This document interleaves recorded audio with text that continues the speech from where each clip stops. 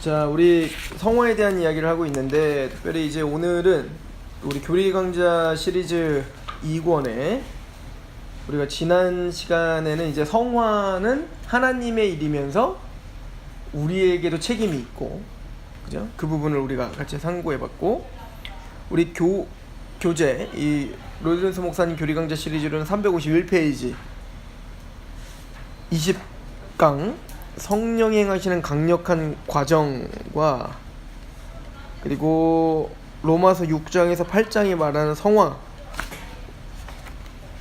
21장이죠. 거기까지 우리 오늘 좀 같이 상고하려고 합니다. 그래서 성화에 대한 거는 이제 이렇게 마치는 걸로 할게요. 자, 우선은 그 성화라고 이야기할 때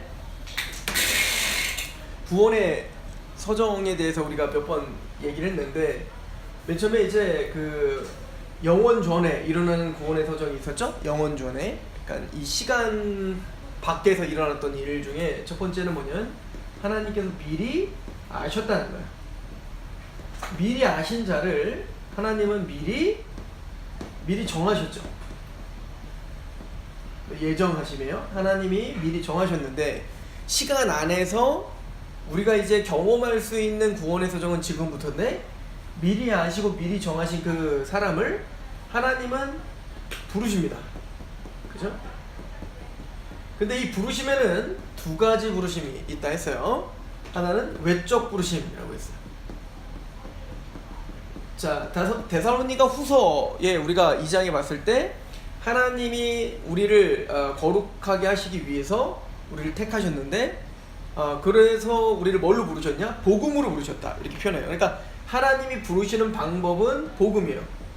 그래서 외적 부르심은 복음을 외적으로 들은 거를 이제 외적 부르심이라고 하는데, 그럼 그 복음을 들었을 뿐만 아니라 그 복음이 우리에게 효과를 보고 또 유효하게 우리를 변화시켜주는 역사가 있어요. 그걸 무슨 부르심이라고요? 유효한 부르심. 다른 말로 말하면 외적으로만 복음이 주어지는 게 아니라 내적인 부르심, 이렇게 불렀죠? 그럼 이 유효한 부르심, 내적인 부르심은 뭐냐? 다른 말로 말하면, 즉 이 복음이 들려졌을 때 그 복음이 우리 효과를 봐야 돼요. 그래서 유효한 부르심이라는 얘기는 뭐냐면, 우리가 중생하는 거죠. 하나님께서 죽어있던 우리를 살려주시는 것부터 시작이야. 그러니까 성령님이 우리를 살려주셔야 복음을 듣고 알아들을 거 아니에요. 그래서 우리를 중생시켜 주시면, 우리가 허물과죄로 죽어있던 우리를 살려주시면 제일 먼저 우리에게 지성이 살아나는 거예요. 그 제일 먼저 깨닫는 건 뭐냐? 하나님 말씀 앞에 딱 서서 우리가 얼마나 죄인인가를 알게 돼요. 이제 하나님의 율법을 통해서 내가 얼마나 죄인인가, 내가 얼마나 죽어 마땅한 자인가, 이거를 깨닫게 하기 때문에 중생한 사람의 첫 번째 특징은 뭐가 일어나기 시작하냐면 바로 회개가 일어나죠. 생명 얻는 회개가 일어나요. 그래서 우리가 죄인인 걸 통회하고 심령이 가난한 심령이 되고, 그래서 내가 스스로 하나님 앞에 의롭다함을 받을 수 없는 자구나 라는 걸 알기 때문에 그 회개하는 심령 가운데 이게 심령이 가난한 마음이 된 거예요. 그런 사람에게 그 다음에 이루어지는 게 뭐냐면 바로 복음이 보이는 거예요. 이젠 내가 살 길이 하나밖에 없다. 이제는 율법 외에 하나님의 한 의가 나타났다.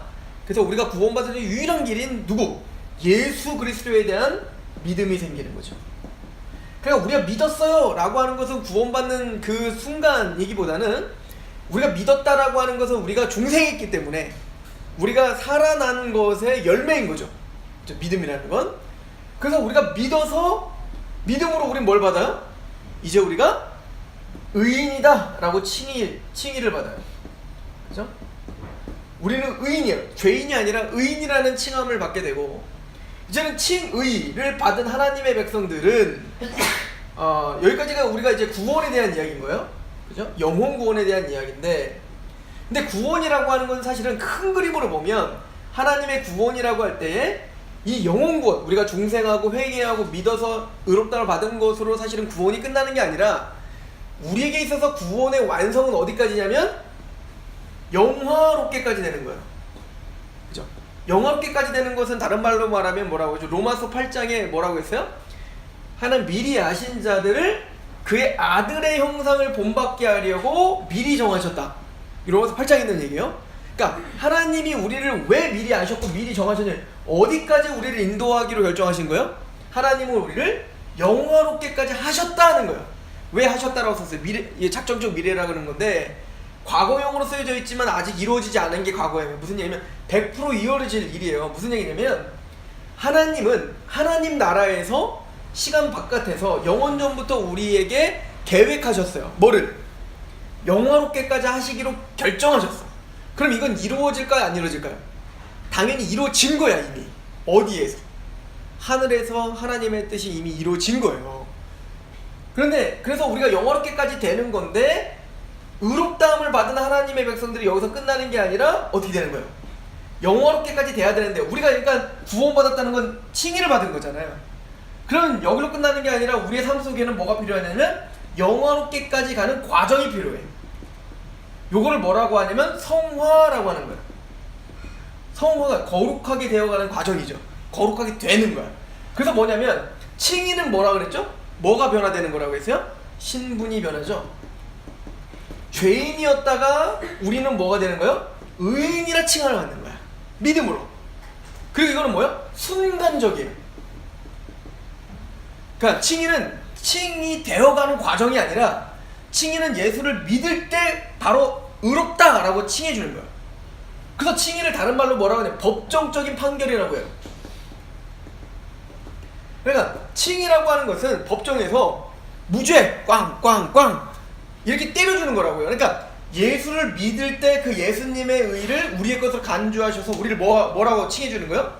의인이야 라고 칭해 주는 게 칭이에요. 신분의 변화인데, 그런데 신분의 변화인데 다시 말하지만 수준은 어때요? 우리의 수준. 우리는 의인이야. 창근이가 의인이야. 예수를 믿을 때 의인이지만 창근이는 여전히 죄를 져요, 안 져요? 죄를 짓는다고. 여전히 우리는 게을르다고요. 여전히 우리는 하나님의 말씀 앞에 순종하지 못하는 그런 악한 마음들이 우리에게 또 있다고요. 그죠? 그러니까 우리는 의인이지만 여전히 거룩해져야 될 사람들이야.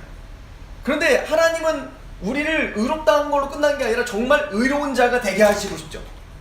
그래서 진짜로 우리를 거룩하게 만드시고야 말 거예요. 그래서 그 거룩함의 목적지가 어디예요? 영화예요. 다른 말로 말하면 그의 아들의 형상. 아들이 누구예요? 예수님처럼 되는 거예요. 이게 하나님이 우리를 구원하신 목적지예요. 이게 하나님이 우리를 예정하신 목적지예요. 자, 에베소서를 한번 볼까요? 우리 성경 있어요?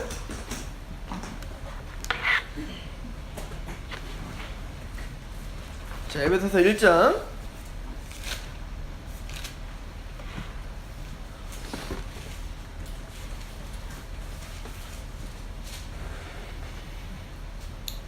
자, 1장 3절 한번 읽어보겠습니다. 시작. 찬송하리로다 하나님 곧 우리 주 예수 그리스도의 아버지께서 그리스도 안에서 하늘에 속한 모든 신령한 볼 우리 주시되. 그러니까 하나님은 우리에게 하늘에 속한 모든 신령한 복을 주시기로 결정했죠. 그러니까 이 땅의 복이 아니라 하나님 진짜 우리에게 주시고자 하는 복은 하늘에 속한 신령한 복이에요. 그럼 그 하늘에 속한 신령한 복이 뭘까요? 이거야. 영광. 영화롭게까지 되는 거야. 그죠? 그래서 신령한 복을 주시기 위해서 하나님이 제일 먼저 하는 게 뭐예요? 4절 시작. 곧 창세전에 그리스도 안에서 우리를 택하사 우리로 사랑 안에서 그 앞에 거룩하고 흠이 없게 하시려고. 그러니까 하나님이 우리를 만세전에 창세전에 우리를 택했어요. 택하신 목적지가 어디로? 거룩하고 흠이 없는 상태가 되게 하시기 위하여 우리를 선택했다. 그러니까 거룩하고 흠이 없는 상태가 뭐예요? 영화죠. 그죠? 그러니까 하나님은 우리를 의롭다 하시고 거기서 끝나지 않고 우리를 반드시 거룩하게 진짜 만드시고 말 거야. 그리고 이거 전체를 뭐라고 하는 거냐면 구원이라고 하는 거야. 그죠? 그래서 이런 걸 구원이라고 말하기 때문에, 예를 들어 빌립보서에 보면 뭐라고 써있냐면 너희가 두렵고 떨림으로 구원을 어떻게 하라? 이루라 이렇게 표현해요. 아니 우리는 이미 예수님을 믿음으로 의롭다 받고 구원 받았는데요? 근데 또 두렵고 떨림으로 뭘 이루래? 구원을 이루래. 이 얘기는 뭐냐면 이 그림을 보면서 우리는 생각해야 되는 거야. 이미 우리가 예수 그리스도를 믿어서 이미 구원 받았어. 이미 구원 받은 거라고. 우리는 구원에서 떨어지지 않아요. 그죠? 그런데 그렇게 구원받은 우리는 두렵고 떨림으로 뭘 해야 돼요? 구원을 이루어야 되는 거예요. 거기서 말하는 이룬다는 거예요. 성화되어 뭐까지 와야 된다는 얘기인 거예요. 영화롭게까지 돼야 된다는 얘기인 거예요. 그러니까 영혼 구원을 말하는 게 아니라 우리가 영화롭게까지 되는 구원의 완성까지 두렵고 떨림으로 너희가 이루라 라고 이야기를 한 겁니다. 그래서 우리가 지난 시간에 뭐 했어요? 그 두렵고 떨림으로 너희 구원을 이루라, 이걸 보면 성화는 누가 하는 것 같아요? 내가 하는 거죠. 내가 결단하고 내가 절제하고 내가 이루어 가야 되는 거야. 내가 힘을 내어 죄와 싸워야 된다고요. 그런데 빌립보서의 3장이 뭐라고 하냐면 구원을 이루라 라고 말하고는 그 밑에 또 뭐라고 예수님 하나님께서 뭐라고 하냐면 사도 바울을 통해서 그런데 하나님이 우리에게 소망을 주셔서 소원함을 통하여 그의 뜻을 이루신다 이렇게 표현해요. 그러니까 우리가 두렵고 떨림으로 구원을 이루어 라고 해서 맞아, 내가 성화해야지, 내가 게을르면 안 되지, 내가 주를 위해서 내가 복종해야지, 내가 절제해야지 라고 하는 마음을 누가 주세요? 하나님이 주시는 거예요. 그래서 결론은 성화도 누가 하시는 거예요? 하나님의 은혜다라고 이야기하는 거예요. 그죠? 그래서 이게 바로 성화인데, 근데 오늘 이제 문제는 뭐냐면 성경에 보면 자, 성화가 이 성화라고 하는 거룩하게 되었다라고 하는 게 성화잖아요. 근데 이 성화가 그러니까 점진적인 거예요, 순간적인 거예요? 점진적인 거죠. 칭의는 순간적이고 한 번에 받는 거야. 그러나 성화는 뭐냐면 점진적인 거예요. 그리고 우리가 아직 성화가 온전히 이루어졌어요, 안 이루어졌어요? 안 이루어졌다고요. 근데 재밌는 건 성경에 이미 너희는 거룩해졌다라고 자꾸 이야기를 해요. 그러니까 성화가 완전히 끝났다라고 이야기하는 것처럼 얘기하는 구절들이 많이 있다고요. 자, 예를 들어서 이런 구절들이죠.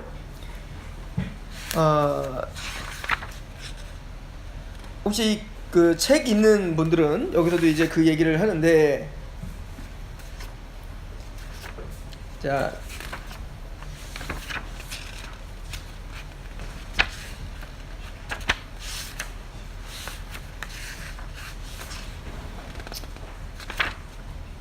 우선은 고린도전서 한번 1장 한번 보세요.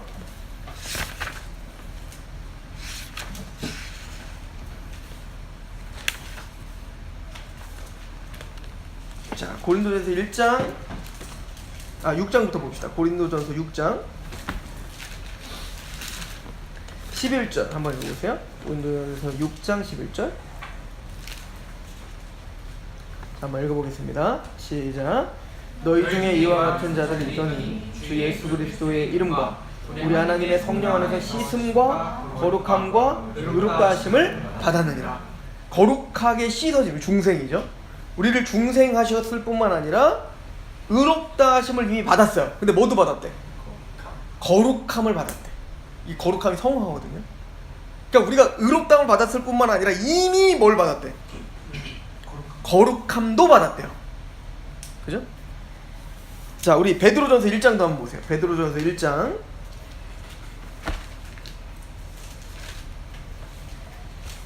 2절 한번 읽어볼까요?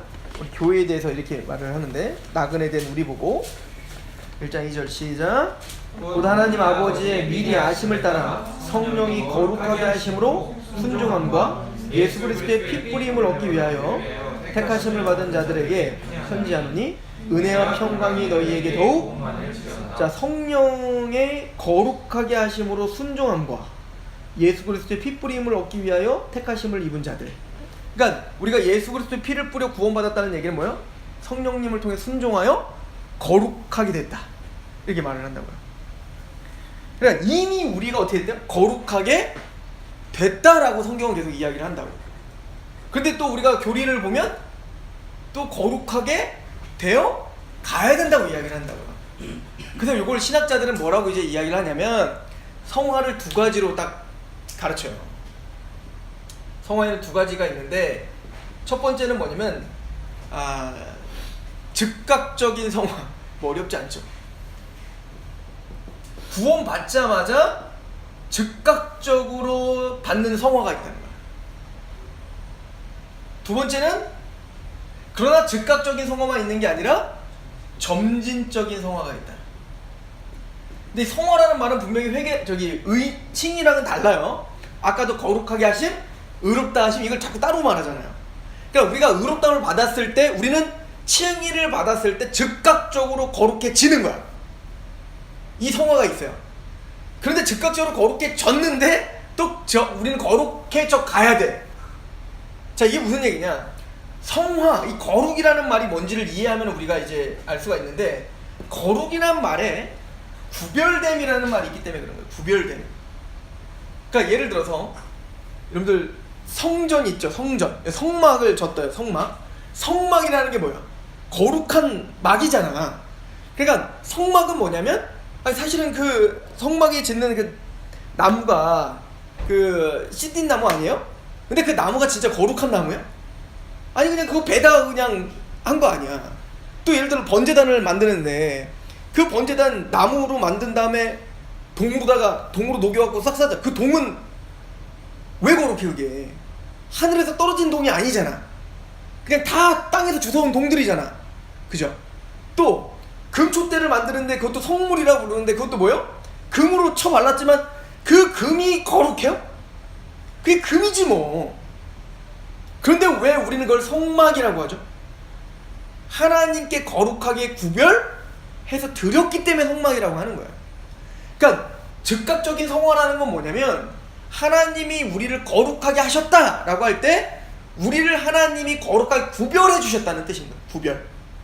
그래서 예를 들어서 이건 맞는 말은 아닌데, 우리가 마이크를 하나님 찬양단을 쓰는 마이크를 성물이라고 한다고 해보자고. 맞는 말, 오늘날은 성물 같은 거 없는 거예요. 근데 만약에 그렇다고 해보자. 예를 들어 이걸 성전이라고 해보자고. 그죠? 오늘 성전 없지만 우리가 구약시대에 이게 성전이라고 해보십시다. 그러면 이 벽이 뭐가 그렇게 거룩하냐고. 거룩하지 않지. 똑같은 그냥 벽인데 뭘. 그런데 우리는 이걸 하나님께 예배로 드리고 제사를 드리는 성전, 거룩한 곳으로 구별했기 때문에 성전이 되는 거예요. 마찬가지로 하나님은 예수 그리스도로 우리를 의롭다 하시고 우리를 거룩하게 어떻게 하셨다는 얘기인 거예요. 하나님의 것으로 구별해 주셨다는 얘기인 거예요. 그래서 우리는 예수를 믿자마자 즉각적으로 우리는 거룩하게 되어진 거예요. 그래서 그 구약시대에 보면 모든 성물들은 무엇을 부어서 거룩하게 기름을 발라서 거룩하게 구별하게 돼 있다고. 그래서 제사장도 세울 때 이 사람은 이 모든 백성보다 더 거룩한 자입니다 라고 해서 기름을 부어 어떻게 하는 거예요? 특별히 구별되어 세우잖아요. 그래서 하나님은 우리 성도를 세우실 때 기름을 부어서 세우시는 거예요. 여러분들 다 구원 받았다면 여러분 다 기름 부음 받은 자들이라는 거야.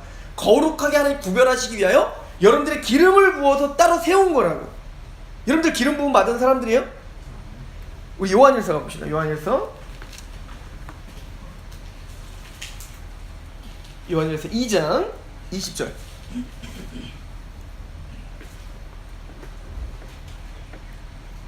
자, 같이 한번 읽어보겠습니다. 시작.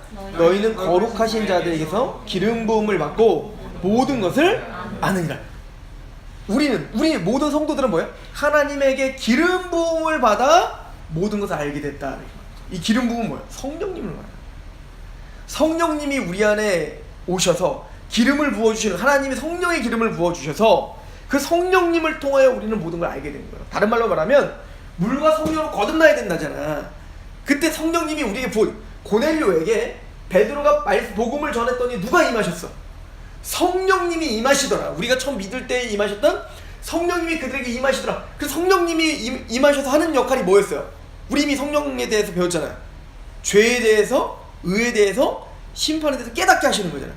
그래서 이 기름 부음을 받는다는 얘기는 바로 성령의 기름 부음을 받아 그 성령님이 우리를 거듭나게 하셔서 모든 것을 알게 하시죠. 그래서 우리는 성령의 기름 부음을 받은 자이기 때문에 우리를 뭐라고요? 기름 부음 받은 자라는 뜻이 뭐예요? 이 이름 뭐예요? 그리스도예요. 그래서 예수님이 바로 그 기름 부음 받은 자라는 뜻인 거야. 그런데 우리도 뭐라는 거야? 그리스도인이 된 거예요. 누구로 말미암아? 예수로 말미암아 우리가 그리스도인이 됐죠. 기름 부음을 받아, 성령의 기름 부음을 받아 거룩하게 구별되어 하나님 앞에 드려진 자가 된 거야. 그죠? 그래서 이거를 이제 베드로전서 2장에 뭐라고 하죠? 너희는 왕같은 택함받은 족속이요 왕같은 제사장들이요 거룩한 뭐요? 나라요. 그의 소유가 된 백성이라고 하는 거예요. 그러니까 우리가 왕 같은 제사장이 됐다는 것은 우리가 기름 부음을 받아서 우리가 거룩하게 되었고 하나님의 소유가 됐다. 그때 우리는 이미 즉각적으로 거룩한 자가 된 거예요. 그래서 우리를 뭐라고 불러요? 성도라고 부르는 거야. 성도라는 말 자체가 거룩하게 된 자들 이란 뜻이잖아요.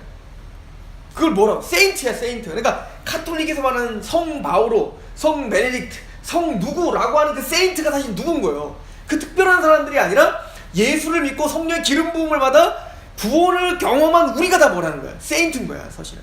성자가 된 거죠. 여기서 말하는 성자는 예수님을 말하는 게 아니라 성인, 거룩한 자, 성도라고 칭함을 받은 거예요. 그래서 우리는 성경에는 계속 예수를 믿을 때 이미 너희가 거룩하게 됐다 라고 표현되고 있는 거예요.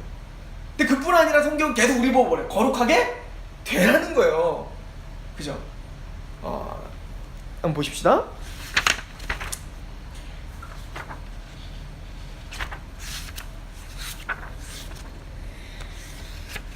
어디 보시냐면 우리 베드로전서 2장 11절 한번 보세요. 베드로전서 2장 11절 뭐 이런 말씀들.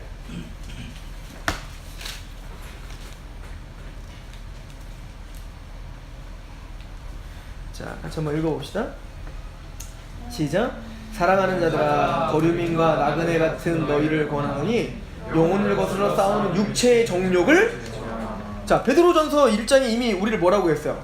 1장 2절에 성령의 거룩하심으로 순종함을 받은 우리 보고 성도라고 하잖아요. 거룩하게 됐다고 하잖아요. 그렇게 거룩하게 된 우리 보고 또 어떻게 하래요? 정욕과 싸워 자꾸 제어하라. 자, 고린도전서 보세요. 고린도전서 3장.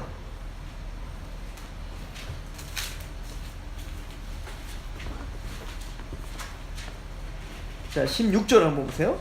고린도전서 3장 16절. 시작. 너희는 너희가 하나님의 성전인 것과 하나님의 성령이 너희 안에 계신 것을 알지 못하느냐. 그러니까 우리는 이미 성전이에요. 거룩한 하나님의 집이 됐다고. 그죠? 그런데 이미 거룩하게 된 성전이기 때문에 너희는 또 어떻게 하라? 17절. 누구든지 하나님의 성전을 더럽히면 하나님이 그 사람을 멸하시리라. 하나님의 성전이 거룩하니 너희도 어떻게 하라? 그러하라. 이게 뭐야? 거룩하라 이거야. 거룩을 추구하라. 거룩하게 되어가라 라고 이야기를 하죠. 그러니까 이미 우리는 거룩하게 됐는데, 이미 구별되었는데, 구별되었기 때문에 너희는 어떻게 하라? 거룩을 향해 가라. 영원롭게까지 되라 라고 성경 이야기하는 거예요. 자, 그러면 오늘은 이제 로이드네스 목사님도 이제 이 이야기를 뭐 많은 얘기를 하는데 결론적으로 이 얘기예요.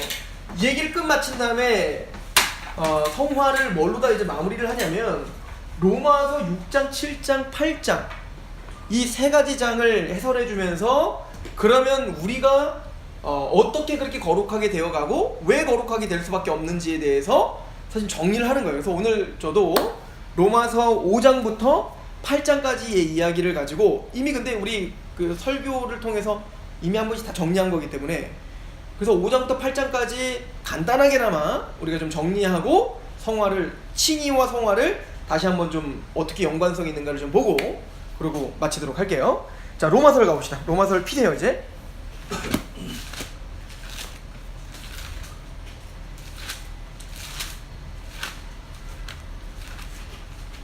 자, 로마서 5장을 한번 가봅시다. 우리가 로마서 이제 전체적인 장의 어떤 내용들은 다 이해가죠? 로마서 1장에서 하는 얘기는 뭐죠? 사도 바울이 로마서를 왜 쓰고 있는지, 그리고 핵심이 뭔지. 그래서 사도 바울은 복음을 너희에게 전하고 싶다. 왜? 복음에는 하나님의 의가 나타나서 믿음에서 믿음에 이르게 하게 하는 능력이고 구원을 주는 능력이기 때문에 오직 의인은 믿음으로 말미암아 산다. 이 하박국의 말씀을 나는 믿기 때문이다 이거예요. 이게 복음의 능력이 있어요. 어떤 능력이냐면 의인이 되게 하는 능력이고 그 의인은 믿음으로 사는 거예요. 믿음으로 산다는 것은 두 가지 의미가 있다라고 우리는 배웠습니다. 이게 사실은 이 오직 의인은 믿음으로만 산다라고 하는 이게 하박국에 있는 얘기인데 이걸 신약에는 3번 나와요. 3번. 한 번은 로마서에 한 번 나오고 한 번 갈라디아에서 나오고 한 번은 히브리서에 나와요. 근데 히브리서에서 믿음으로 산다는 건 어떤 의미가 있냐면, 특히 갈라디아서에서 문맥적으로 보면 여기서 믿음으로 산다는 걸 어디에 강조점을 두고 있냐면 이신칭의에 많이 강조점을 두고 있어요. 그래서 진짜 우리가 영원한 생명을 산다는 것은 우리의 어떤 행함으로, 율법의 행함으로 우리가 사는 게 아니라 복음을 믿음으로 말미암아 우리는 의롭다함을 받고 생명을 얻는 거야. 그런 의미에서 믿음으로 산다라고 하는 의미를 갖고 있어요. 그런데 똑같은 구절을 히브리서는 뭐라고 이야기를 하고 있냐면, 문맥적으로 보면 그렇게 복음을 믿어 거룩하게 된 의인된 하나님 백성들은 진짜 삶을 살아갈 때 무엇으로 산다? 믿음으로 정말 실제적인 삶을 살아간다는 의미로 쓰고 있어요. 자, 그러면 히브리서가 맞을까요? 갈라디아서가 맞을까요? 둘 다 맞는 거지. 그러면 로마서는 어떤 거에 강조점을 두고 말하는 걸까요? 둘 다 말하는 거야. 그래서 이거를 지금 오직 의인은 믿음으로 말미암아 산다라고 하는 이 두 가지 의미를 로마서 1장부터 12장까지 그 이후에까지 전체가 사실 그걸 이야기하는 거예요. 그래서 믿음으로 산다라고 할 때 믿음으로만 우리가 구원받습니다, 믿음으로만 영생을 얻습니다 라고 하는 이야기는 로마서 1장부터 11장까지 하는 얘기고, 그리고 믿음으로 말미암아 그래서 우리가 의롭다움을 받은 사람은 정말 그 믿음이 우리를 살게 한다, 실제적으로 거룩하게 우리를 만들어가고 하나님을 위해서 살게 한다 라고 하는 이야기를 12장부터 나머지가 하는 거예요. 그러니까 제가 보기에는 로마서의 핵심은 이거라고 봐요. 복음의 하나님의 의가 나타나서 믿음에서 믿음에 이르게 하는데, 이건 뭐냐면 처음에 우리를 구원시키는 믿음에서 우리를 살게 하는 믿음, 더 그 믿음을 완성시키는 것, 이게 다 복음에서 이루어지는 일들이라는 거예요. 복음은 그러니까 우리에게 구원을 주시는 거로 끝나는 게 아니라 그 복음은 실제로 우리를 변화시키고 또 우리를 살게 하는 능력인 거예요. 그렇죠? 사도 바울은 그 복음의 능력을 알았던 거죠.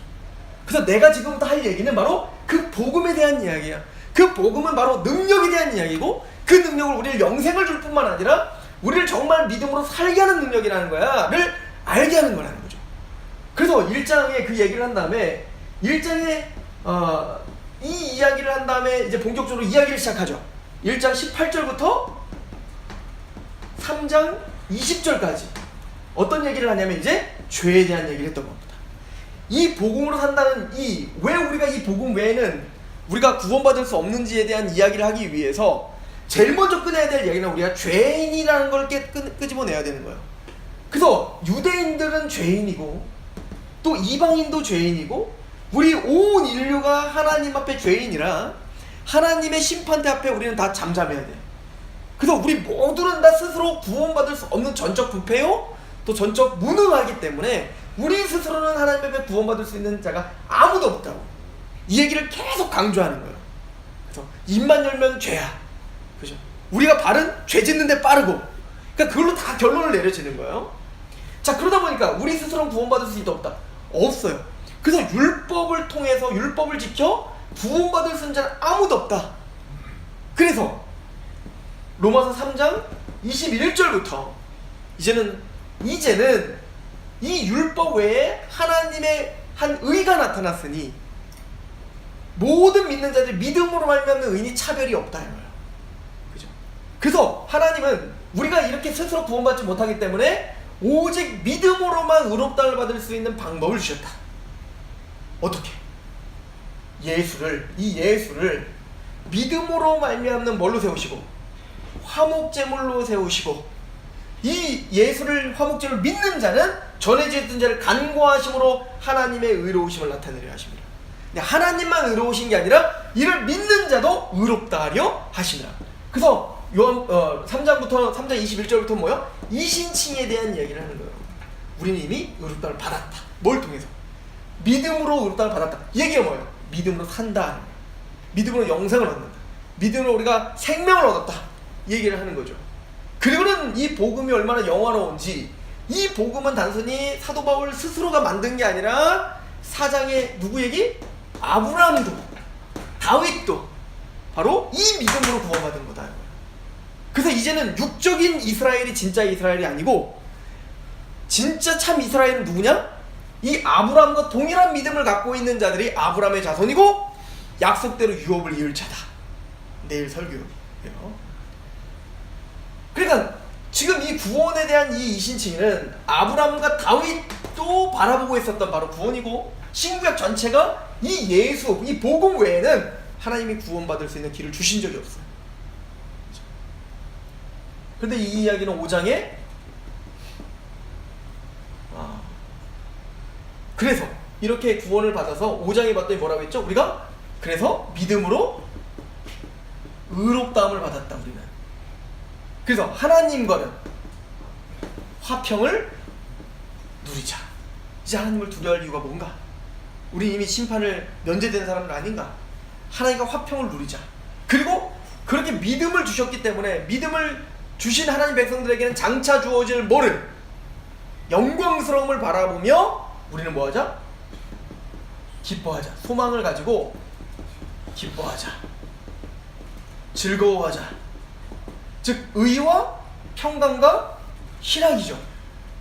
이거를 나중에 14장 17절에 뭐라고 정리하냐면, 이걸 뭐라고 하냐면 믿음으로 의롭다함을 받고, 여러분들 정말 믿음으로 의롭다함을 받고 진짜 하나님과 화평함을 누리고, 왜? 화목제물 되신 예수님을 통해서 우리가 이제 의롭다함을 받았으니까 화평을 누리고, 그리고 이 땅에 소망을 두지 않고 하나님이 장차 우리에게 줄 그 영광스러움을 바라보며 즐거워하는 마음이 우리에게 생겼다면, 이게 바로 이신칭이에요. 이신칭의를 가지는 자들의 열매가 여기 있다. 그러니까 이신칭이라는 말은 단순히 그냥 법적, 나 의인이래, 그래? 좋네, 이게 아니라 믿음으로 정말 의롭다함을 받은 사람은 실제적인 마음의 변화가 일어나요. 하나님을 대하는 태도가 달라진다고. 하나님은 더 이상 두려운 하나님이 아니라 내 아빠 아버지며 나를 사랑하신다는 확증이 있다고요. 그래서 하나님께 나아가는 것이 걸림이 되지 않아 화평을 이룬다고요. 또한 이 세상의 기쁨 말고 저 하나님의 영광스러움을 바라보며 즐거움이 있다고요. 이걸 14장 17절에 하나님의 나라는 먹는 것과 마시는 것에 있는 게 아니라 의와 평강과 희락, 즉 하나님의 나라가 임한 겁니다. 우리 안에. 그러니까 믿음으로 의롭다를 받았다는 얘기는 다른 말로 말하면 하나님의 나라가 우리에게 임한 거야. 그럼 하나님 나라가 우리에게 임했다는 얘기는 마음이 하나님의 나라가 되어갔다는 거야. 그죠? 그래서 우리가 의롭다함을 받았다는 건 말장난이 아니다 이 얘기인 거예요. 우리의 진짜 생각과 마음과 의지를 변화시키는 능력이다 이 얘기인 거죠. 근데 이뿐 아니라 우리 안에서 하나님 나라가 임하는 것뿐만 아니라 이 하나님의 나라가 임한 의롭다함을 받은 것은 더 나아가 어떤 능력이 있다는 거예요. 우리 정리해 봅시다. 5장 1절. 그러므로 우리가 믿음으로 의롭다함을 받았으니 우리 주 예수 그리스도로 말미암아 하나님과 뭘 누리자? 화평을 누리자. 평강. 또한 그로 말미암아 우리가 믿음으로 서 있는 이 은혜에 들어감을 얻었으며 하나님의 영광을 바라보고, 이 영광은 뭘까? 신령한 복이죠. 아까 설명한 거 영화롭게까지 되는 거죠. 궁극적인 우리의 기쁨, 영광은 어디예요? 예수님처럼 되는 겁니다. 그죠? 우리가 이 땅에서 못 누린 거 천국 가면은 막 우리가 금과 같은 집에서 살고 막 이런 걸 바라는 게 아니야. 예수님처럼 되는 거야. 그죠? 자, 3절 한번 읽어봅시다. 시작. 다만 이뿐 아니라 우리가 환난 중에도 즐거워하나니 이는 환난은 인내를, 인내는 연단을, 연단은 소망을 이루는 줄 알미로다. 보세요. 그런데 이렇게 의롭다함을 받은 것은 단순히 우리가 의롭다함을 받고 세상이 줄 수 없는 기쁨을 누리고 하나님을 대한 화평을 누리는 걸로 끝나는 게 아니라, 이 영적인 이 기쁨은 실제적인 정황 속에서 우리의 삶은 고단하고 힘들고 환난이 있죠. 그런데 이 기쁨은, 이 이신칭의 그 능력은 교리로 끝나는 게 아니라 그 교리가 우리의 삶의 정황 속에 들어와 내가 예수님을 믿으면 어떻게 하면 즐겁게 되는지, 어떻게 하면 잘 살 수 있는지, 어떻게 하면 이 고난을 이겨낼 수 있는 방법이 뭔지를 가르쳐주는 게 아니라 그냥 그 교리인데, 그 예수로 말미암아 의롭다함을 받았다는 그것 자체가 그 환난 중에도 우리를 즐겁게 하는 능력이 돼요. 그러니까 실제적인 삶 속에서도 우리를 승리하게 하고 우리를 힘있게 하는 게 바로 이 복음이라는 얘기인 거예요. 그래서 사도 바울은 예수의 십자가 외에는 전하지 않았고, 예수의 십자가 외에는 자랑하지 않았고, 예수의 십자가 외에는 알지 않기로 결정했던 이유가 여기 있는 거예요. 왜? 그 십자가에 모든 게 답이 있다는 얘기인 거예요. 그죠? 그래서 즉 환난은 인내를, 인내는 연단을, 연다는 소망을 이루는 줄 알아요. 자, 무슨 얘기냐 보세요. 아까 로마서로 다시 로마서 8장을 가보시면 우리를 미리 정하시고 또 부르시고 의롭다 하시고 어디까지 인도하기로 결정했어요? 영원롭게까지 하실 거예요? 하셨어요? 이미 하셨어요. 그래서 우리는 반드시 이렇게 되고야 말 거야. 그런데 그렇게 되고야 말 건데 그런 과정 중에 우리는 거룩하게 되는 과정 중에 힘든 일이 있어요? 없어요? 우리가 생각할 때 너무나 당황스러운 일이 있어요? 없어요? 있죠. 그냥 우리는 마음 편하게 말씀 보고 찬양하고 예배하면서 그냥 거룩하게 그냥 고상하게 그렇게 성화됐으면 좋겠는데 우리의 상황은 그게 아니야. 상황은 막 엎치락 뒤치락하고 내 맘대로 되지도 않고 때는 고난도 있고 환난도 있고 난리 버거져요. 그럴 때면 뭐예요? 하나님 내가 좀 평안해지면 내가 좀 하나님을 더 잘 섬겼을 것 같은데 내가 너무 환난이 많아서 주님을 찾을 수도 없네요. 우리의 하소연은 그런 것들이란 말이에요. 그런데 그 의롭다를 받았던 하나님의 백성들은 이런 환난이 환난으로 끝나는 게 아니라 인내하게 하는 걸 아는 거예요. 하나님이 우리를 인내케 하시는 걸 아는 거죠. 인내하게 하고 우리를 연단하고 그리고 마침내는 이 과정을 거쳐서 내가 알 수는 없어. 어떻게 이걸 이루시는지 알 수는 없는데 반드시 영원롭게까지 우리를 하고야만은 그 하나님의 그 약속을 우리 믿어요. 그게 우리 소망이야. 그래서 이 환난 중에도 우리를 즐겁게 하는 이유가 여기 있는 거예요. 그 소망이 부끄럽지 않은 거예요. 그래, 이런 과정이 어려워. 내가 직장도 잘 안 잡히고 내가 뭘 해야 될지 모르겠고 또 내가 생각하지 않는 이런 어려움들이 닥치는데 또 내가 뭐 하지도 않았는데 나를 이렇게 고난을 주는 일들이 닥치는데 이 모든 일 때문에 낙심하는 게 아니라 이 모든 일로 말미암아 나를 연단시키시고 인내케 하시는 하나님의 은혜가 있다는 걸 아는 거야. 왜? 나는 망할 자가 아니거든. 나는 이대로 고난에서 죽어 마땅한 자가 아니라 이 과정을 거쳐 마침내는 영원롭게까지 될 자라는 걸 난 알거든. 우리가 그게 소망인 거야. 세상은 모르죠. 그럼 세상은 뭐라고 해요? 우리 보고 그래, 가진 게 없으면 그거라도 위안 삼고 살아. 이렇게 이제 비아냥거리기 시작하는 거죠. 아니야, 우리는 이 땅 것을, 너는 이 땅 것을 바라보고 있지 난 하늘의 것을 바라. 없으니까 그런 말 하지. 그래, 그렇게 살아. 이런다고. 그러니까 얼마나 부끄럽냐 우리가. 그런데 우리는 이 소망을 부끄러워하지 않는 이유가 있는 거야. 왜 우리가 그렇게 소망이 부끄럽지 않고 이렇게 환난 중에도 즐거워할 수 있죠? 우리 신앙이 대단해서가 아니야. 자, 5절 보십시다. 5절 시작. 소망이 우리를 부끄럽게 하지 아니함은 우리에게 주신 성령으로 말미암아 하나님의 사랑이 우리 마음에 부음받을. 성령님은 우리를 거듭나게 하실 뿐만 아니라 그런 환난 중에서도 우리 이겨낼 수 있도록 우리를 도우시는 분인 거예요. 근데 도우시는 방법은 뭐냐면, 영민아 왜 그게 힘든 줄 아니? 이걸 설명해 주는 게 아니라 우리 안에 하나님의 사랑이 무엇인지를 계속 깨닫게 하시는 거예요. 그 하나님의 사랑이 뭔데요? 6절 우리가 아직 연약할 때 기약대로 그리스도께서 경건하지 않은 자를 위하여 죽으셨도다. 의인을 위하여 죽는 자가 쉽지 않고 선인을 위하여 용감히 죽는 자가 혹 있거니와 우리가 아직 죄인 되었을 때 그리스도께서 우리를 위하여 죽으심으로 하나님께서 우리에 대한 자기의 사랑을 뭐 하셨어요? 확증. 그 하나님의 사랑을 부어주는 그 사랑은 어떤 사랑이에요? 십자가야. 복음을 계속 우리에게 알게 하시는 거예요.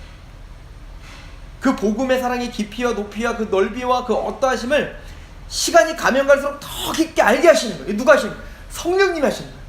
그러니까 어려움이 있는데 그 어려움을 능가하는 하나님의 사랑을 알게 하는 거예요. 이게 성령님이 우리를 성화하게 하는 방법이에요. 이기게 하는 방법이에요. 그렇죠?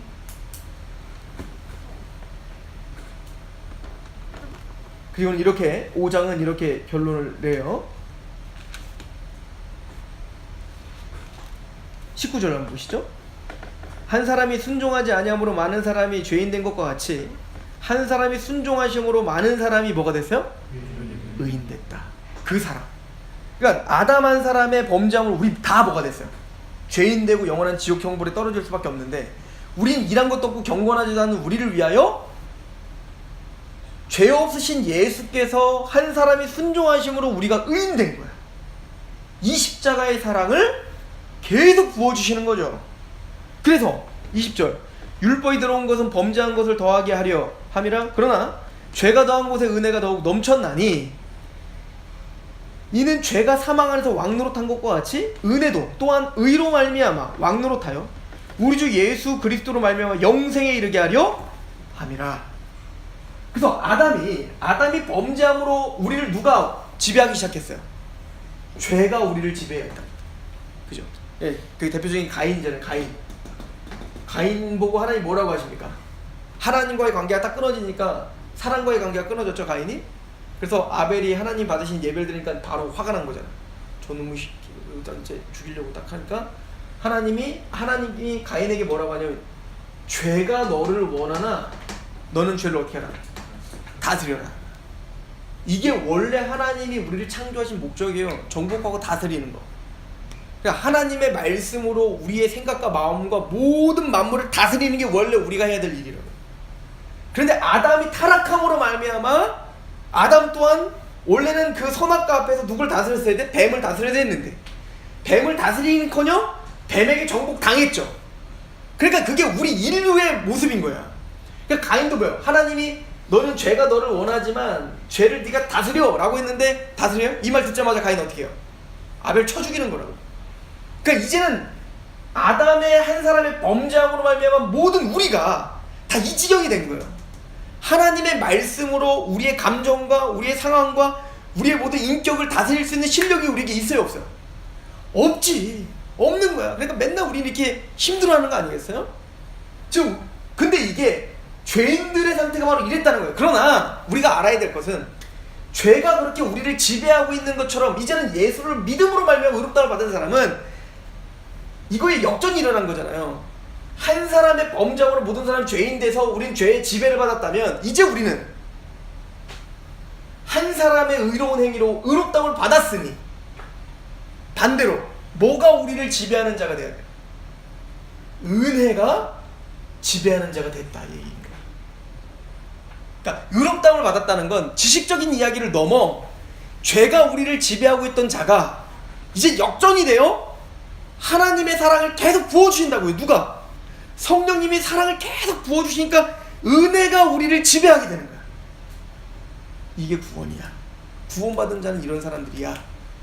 다시 보세요. 5장 20절 율법이 들어온 곳에 범죄함을 더하게 하려 함이라. 그러나 죄가 더한 곳에 은혜가 더욱 하나님 율법을 주신 이유가 뭐냐면 우리들에게 율법이 들어온 곳은 범죄를 더하게. 이게 무슨 얘기냐면 율법이 왔기 때문에 우리가 죄를 더 많이 졌다가 아니라 우리가 원래 죄를 많이 졌어. 근데 율법이 들어옴으로 우리가 얼마나 죄인인지를 더 많이 알게 됐다고요. 게다가 율법이 있으므로 우리는 율법을 주시면 율법을 더 잘 지키는 게 아니라 율법 때문에 더 율법을 더 어기게 돼 우리는. 이게 우리의 죄성인 거예요. 근데 하나님이 그걸 알면서도 주셨을까? 모르고 주셨는데 이 지경이 된 걸까? 알면서도 줬겠죠. 그 목적은 뭐예요? 죄를 더하게 하려. 왜? 죄가 더한 곳에 은혜가, 우리가 얼마나 죄인인 걸 알면 알수록 하나님의 은혜가 얼마나 큰지를 더 알게 되거든. 그걸 위해서 하는 율법을 허락하셨다는 얘기인 거예요. 그래서 뭐라고요? 21절 이는 죄가 사망 안에서 왕노릇한 것과 같이 은혜도 또한 의로 말미암아 왕노릇하게 하려 하십니다. 우리가 어떤 죄인에서 구원받았다는 그 사랑을 알면 알수록 이제 그 은혜가 우리를 지배하게 되는 거예요. 그 사랑이 우리를 지배하게 되는 거예요. 왜 이런 일들이 벌어졌죠? 이건 지식적인 문제가 아니기 때문에 그래. 우리가 구원이라고 하는 것은 이신칭이라고 하는 것은 단순히 예수님의 이야기를 브리핑해 막 십자가를 브리핑해. 믿어. 영접 기도하자. 믿어요? 예, 믿어요. 자, 오늘 하나님 박수. 자, 박수. 가족이 된 거예요. 이런 문제가 아닌 거야. 실제로 복음을 들으면 예수님의 십자가에 진짜 구원을 받은 하는 믿음이라는 것은 예수님의 십자가를 뭘 믿는 거냐면 예수님 십자가에 내가 죽었다는 걸 믿는 거예요. 그러니까 예수님의 십자가의 달리심을 우리가 들었을 때 성령님이 거듭나게 하셔서 믿음이 생겼다는 얘기는 예수님의 십자가에 내 죄가 죽었을 뿐만 아니라 나도 함께 죽었다는 걸 믿는 거예요. 나가 죽고 내가 죽고 하나님을 대적하고 아담의 후예로서 죄가 우리를 왕노릇했던 나는 이미 죽었습니다. 그리고 예수님이 부활하셨을 때 우리는 예수님이 부활하신 거에 연합되어 예수님 십자가에 연합돼 내가 죽은 것처럼 예수님의 부활에 연합된 난 거듭나 하나님을 향하여 산 자가 되었습니다. 를 믿는 거야. 이건 지식적인 믿음이라고 말할 수가 없다고요. 우리 전 인격이 거기 결부되는 거야. 그걸 뭐라고 하죠? 이걸 성령 세례라고 하는 거예요. 즉 성령님이 십자가와 부활에 연합시켜 주시는 거예요. 그래서 예수님의 십자가에 내가 죽고 예수님의 부활에 내가 연합되어 하나님의 산 자가 됐습니다. 그래서 6장에 이 세례에 대한 이야기가 나오는 거야. 왜 우리가 은혜가 지배하는 자가 됐는가? 바로 우리는 세례를 받은 자이기 때문이다 이거예요. 보세요. 6장 1절. 그런즉 우리가 무슨 말 하리요? 우리가 은혜가 우리를 지배한다는 거예요. 그런즉 우리가 무슨 말 하겠는가? 은혜를 더하게 하려고 죄가 더한 것에 은혜가 더한다니까. 그래? 나 이제부터 더 죄져야겠네? 이런 말 할 수 있다 없다? 없다요 없다요. 그런즉 은혜를 더하기로 죄에게 더하기는 그럴 수 없느니라. 죄에 대하여 죽은 우리가 어찌 그 가운데 살겠나? 이미 우리는 죄에 대해서 어떻게 했다? 이게 믿음이라니까. 그러니까 우리가 믿는 믿음이란 예수님이 십자가에 죽으셨대요. 근데 그걸 브리핑해서 그 역사를 아는 믿음이 아니라 그 예수님의 십자가에 내가 함께 죽었다는 걸 믿는 거야. 그러므로 죄에서 내가 죽었다는 걸 인정하는 거예요. 그냥 우리가 생각하는 믿음의 무게와 사도 바울이 말하는 믿음으로 산다는 무게는 너무 달라요. 우리는 너무 가볍게 지금까지 복음을 들어왔고 가르쳐왔던 거죠. 그럴 수 없다. 죄에 대해 죽은 우리가 어찌 그 가운데 더 살겠나 이거요. 믿음으로 산 자는 믿음으로 살지 않겠어요? 3절. 무릇 그리스도 예수와 합하여 세례를 받은 우리는 그의 죽으심과 합하여 세례를 받은 줄 알지 못하느냐? 제가 아까 설명한 거예요. 그러므로 우리가 그의 죽으심과 합하여 세례를 받음으로 그와 함께 장사되었나니 이는 아버지의 영광으로 말미암아 그리스도를 죽은 자 가운데 살리신 것 같이 우리를 또한 새 생명 가운데 행하게 하려. 그러니까 우리를 거듭나게 하셨다는 얘기는 뭐예요? 새 생명 가운데 행하게 하려. 우리의 삶을 변화시키는 거예요. 우리를 십자가에서 나를 이기적인 나는 죽고 이제 예수와 함께 사는데 새 생명 가운데 우리를 행하게 새롭게 우리를 살게 하기 위한 거예요. 그게 뭔데? 5절. 만일 우리가 그의 죽으심과 같은 모양으로 연합한 자가 되었으면 또한 그의 부활과 같은 모양으로 연합한 자도 되리라. 우리가 알거니와 우리 옛사람이 예수와 함께 십자가에 못 박힌 것은 누가 죽었어? 죄만 죽은 게 아니라 뭐가 죽었어? 옛사람이 죽었다. 옛사람이 뭐예요? 이기적이고 나만 알고 나를 위해 살았던 그 옛사람은 이미 십자가에서 죽었다. 죄의 몸이 다시 죽어 다시는 우리가 죄에게 뭐하지 않고 종노릇하지 아니하려 함이니. 그러니까 아까 5장에 너희는 죄의 종노릇 됐다가 지금은 은혜로 종노릇 돼. 이걸 지금 자세히 설명하고 있는 중인 거예요. 풀어서.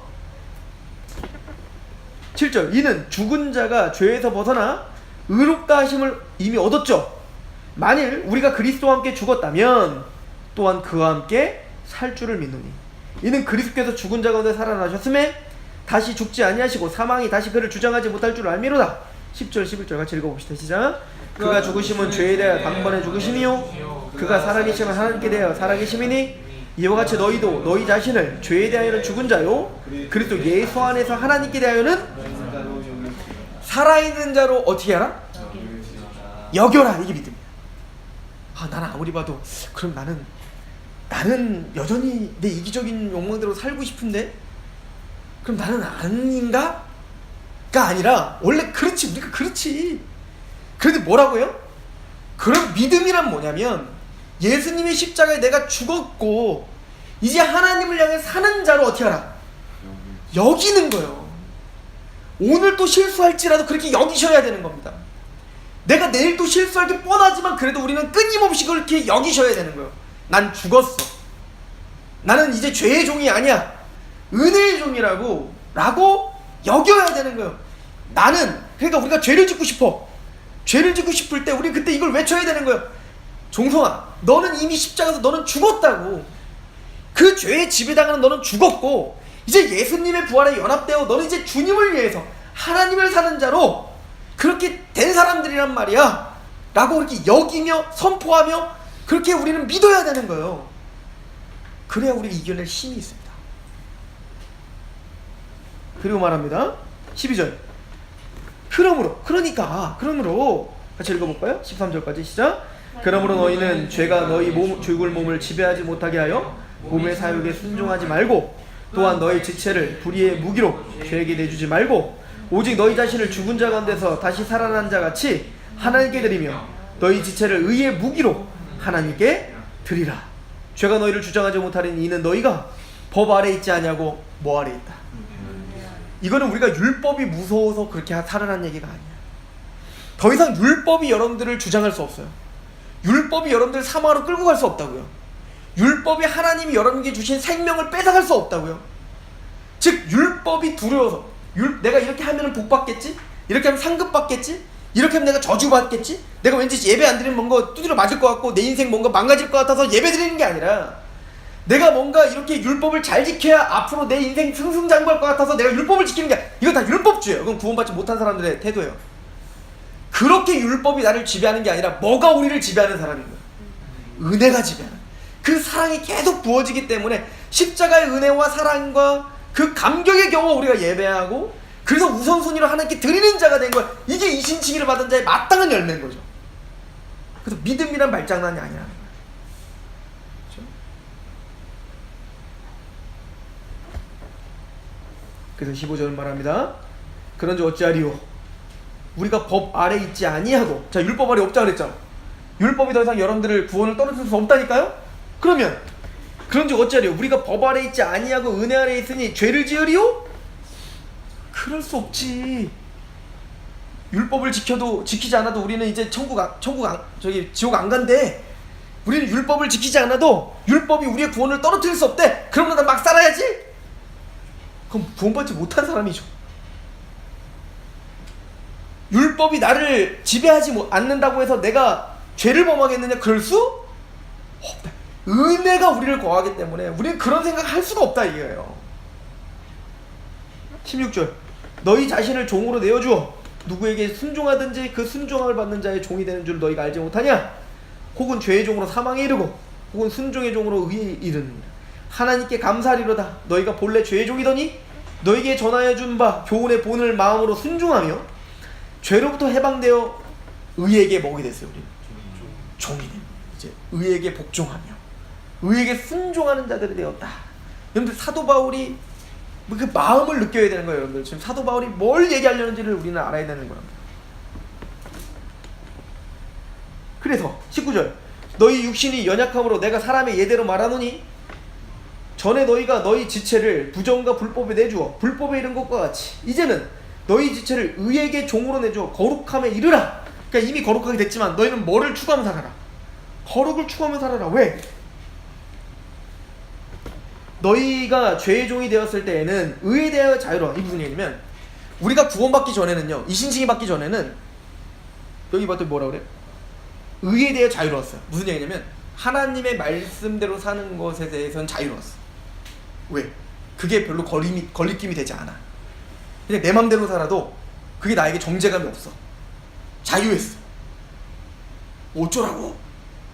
근데 우리가 구원받은 사람, 은혜가 지배하는 사람의 다름은 완벽한 삶이 아니라 이제는 의에 대하여 자유롭지 못한 사람이 되는 거야. 왜? 그 하나님의 말씀을 거부하고 살면 그게 나한테 뭔가 올가매요. 이게 답답해요. 뭔가 안 될 것 같아요. 하는 게 죄송스러워요. 그런 어떤 거리낌들이 우리에게 생긴다고. 그러니까 우리가 구원받기 전에는 의에 대해서 자유로워. 전혀 정죄감도 없고요. 내가 이렇게 살아도 아무런 난 쿨해. 아유 예수를 믿는데 뭘 그렇게까지 믿어. 그냥 이렇게 하나님 다 이해하셔. 야 이건 구원받지 않은 사람의 이야기인 거야. 진짜 은혜를 받고 진짜 의롭다를 받은 사람은 그 하나님의 의에 항상 결부가 돼요. 그게 항상 내 목적이 된다고요. 그래서 그렇게 살지 않으면 뭔가 내 마음에 걸려. 그래서 로마서 7장이 이어지는 거예요. 내가 마음으로는 하나님 법을 즐거워하지만 내 마음에 뭐가 또 다른 내 법이 나를 또 사로잡아요. 그러니까 우리가 이렇게 의의 병기를 드리는 게 마땅한데 그렇게 우리가 못하는 이유가 뭐냐면 우리 마음은 구원받았기 때문에 하나님의 말씀을 사랑해요. 그렇게 의를 사랑해요. 그런데 또 다른 죄, 육체, 이 육체 가운데 있는 내가 또 연약하여 죄 가운데 어떻게 해요? 또 넘어지잖아요. 그래서 어떻게 돼요? 한번 보세요. 로마 7장 22절 한번 읽어봅시다. 시작. 내 속사람은 하나님의 법을 즐거워하네. 그래서 우리는 의에 자유롭지 못한 거야. 구원받기 전에 의에 자유로웠어. 왜? 내 맘대로 해서 아무런 걸림이 없어서. 그런데 구원받았기 때문에 하나님의 법을 즐거워하게 됐다니까요. 근데 내 지체 속에 한 다른 법이 내 마음의 법과 싸워 내 지체 속에 있는 죄의 법으로 나를 또 사로잡는 우리 육체의 연약함을 봐요. 이게 우리의 모습이죠. 24절 오라 나는 어떻게 하나? 권고한 사람이다. 비참하다.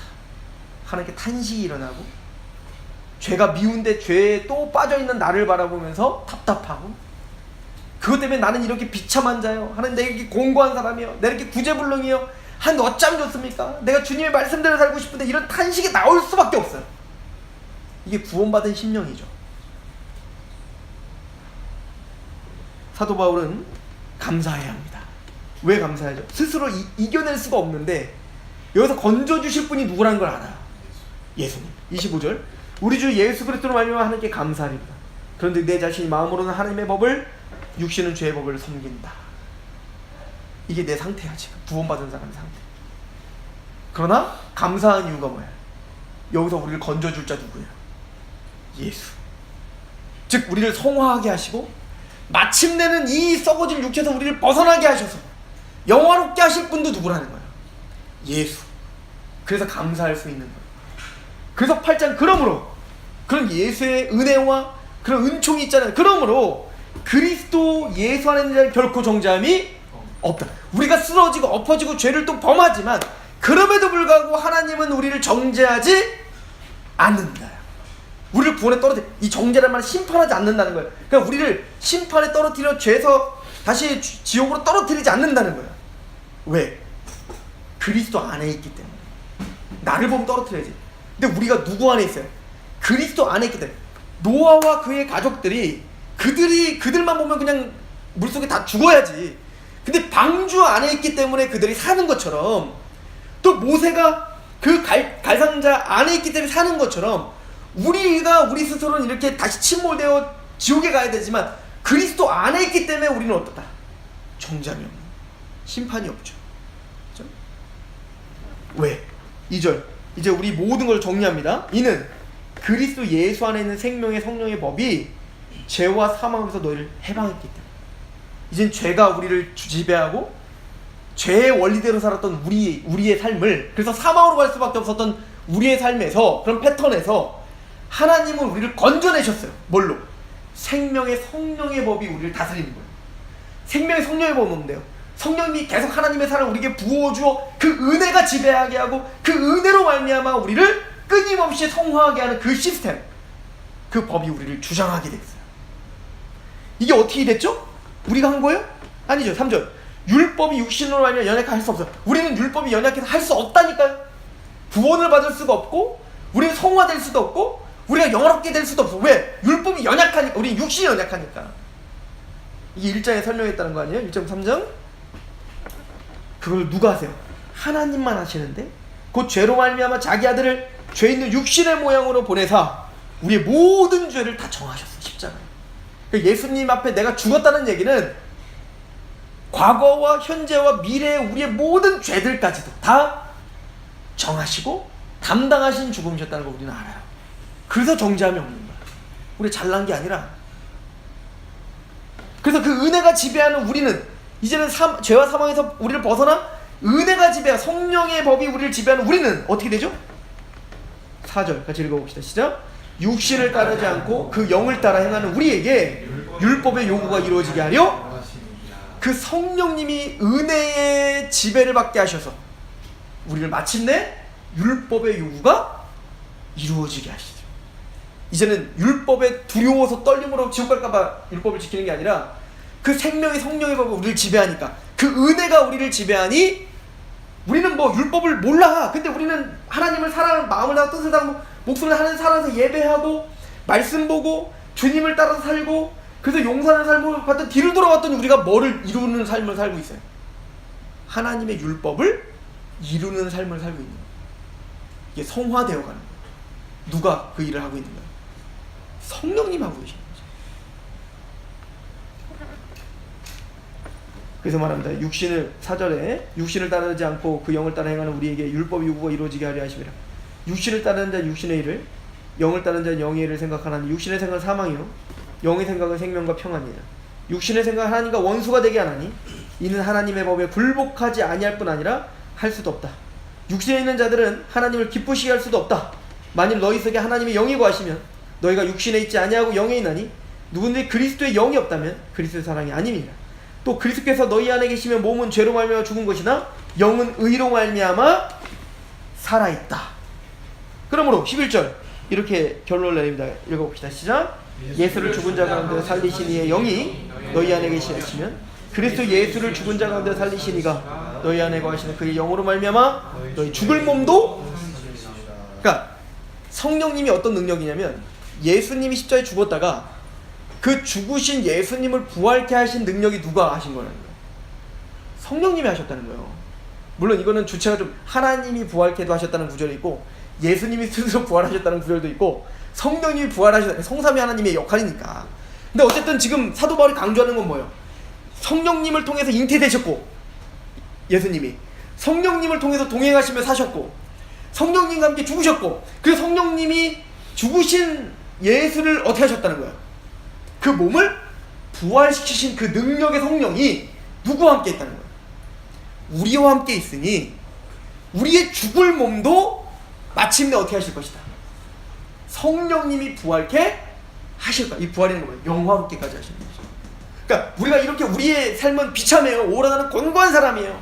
이렇게 하나님 사망의 몸에서 우리가 이렇게 누가 좀 건져주세요 라고 말하고 있지만 그럼에도 불구하고 우리에게 소망이 있는 거는 성령님이 오늘 우리와 함께 있어서 성령님이 우리를 은혜의 지배 가운데 있게 율법의 요구를 이루어지게 할 뿐만 아니라 마침내 성령님이 여러분들을 예수님을 부활케 한 것처럼 영화롭게까지 하시고야 말 거야. 이걸 우리가 어떻게 확증할 수 있지? 그래서 8장에 성령님 말할 수 없는 탄식으로 이걸 위해서 지금도 간구하시는 거예요. 또 성부 하나님이 자기 아들을 죽이면서까지 이걸 위해서 자기 아들을 죽였는데 더 뭐는 안 주겠니? 이거 못 이루시겠니? 또 예수님이 이 일을 위해서 이 땅에 오셨고 십자가에 죽으셨고 부활하셔서 지금도 우리 위해서 간구하시는데 이거 못 이루시겠니? 그러므로 높음이나 깊음이나 그 어떤 피조물도 우리를 이 사랑에서 끊을 수 없어. 그러나 낙심하지 말고 너희는 너희 몸을 처 복종시키며 하나님의 사로. 이 얘기가 로마서 8장까지 이야기입니다. 그러니까 믿음으로 의롭다를 받았다는 이야기와 성화와 영화가 따로따로 떨어진 게 아니라 하나의 이야기입니다. 다 육시적으로 연결되어 있는 이야기입니다. 의롭다를 받은 자가 성화되어질 수 있고 그렇게 성화되어 마침내 영화롭기까지 하시는 분은 누구다? 성령님이시다. 그 성령님이 우리와 함께 있다.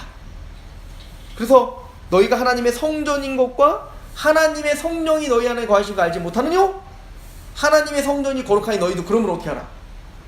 거룩하라. 그러면 거룩을 추구하며 그렇게 영화롭게까지 너희 몸을 처 복종시키며 살아가라.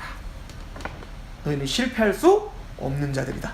이 얘기가 이제 로마서 8장까지의 이야기인 겁니다.